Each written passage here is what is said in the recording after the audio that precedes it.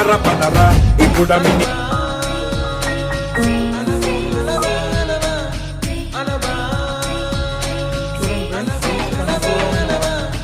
ఎన్నో కలలను చూసే కన్నే కొదిలేసే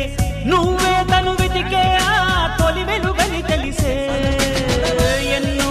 కలలను చూసే కన్నే కొదిలేసే నువ్వే తను వెతికే ఆ తొలి వెలుగని పదర పదర ఇప్పుడమిని అడిగిన తీరాన్నే తాను చేరినా